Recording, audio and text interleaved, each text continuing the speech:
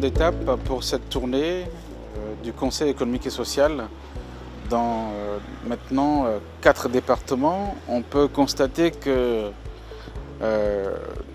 sur le terrain, le choix de faire une explication de la loi sur la chefferie traditionnelle et les aires culturelles du Bénin a été un excellent choix parce que le public qui a été invité, c'est-à-dire donc les chefs traditionnels, les notables et sages, les représentants des élus locaux, toutes ces personnes ont été vraiment ravis de comprendre la loi dont on leur parle à distance, ou du moins la loi dont ils ont entendu parler, sous la forme plutôt de revendications.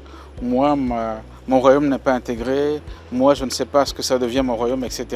Désormais, nous avons eu des discussions assez intéressantes qui permettent à chacun d'avoir une bonne compréhension. Et vous savez, lorsqu'on est dans le doute, la première réaction qu'on peut avoir, c'est de s'opposer.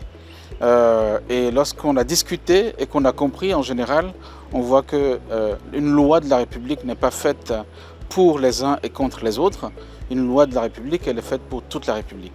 Nous avons fini pendant une première semaine le département des collines, celui du Zou, celui du Koufo et cette fois-ci maintenant le Mono.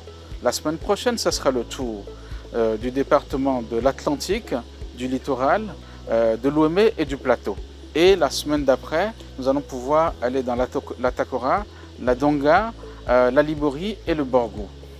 Évidemment, en dehors des contenus de session qu'il n'est pas forcément utile de partager ici, je reste sur le fait que la sensibilité des participants, c'est-à-dire les cibles que nous invitons, elle est variable selon les lieux.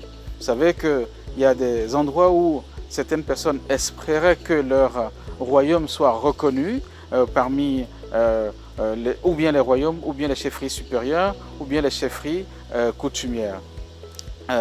Ça n'est pas toujours le cas, puisqu'il y a un travail scientifique qui a été fait derrière. Ce qu'on peut constater, et c'est ça qui est très intéressant, c'est que des personnes s'expriment parfois avec beaucoup de véhémence pour s'étonner du fait que leur royaume ne soit pas pris en compte, et après explication, se rendre compte qu'en fait, en fin de compte, il n'y a pas beaucoup de passion à développer davantage parce que les choses sont claires.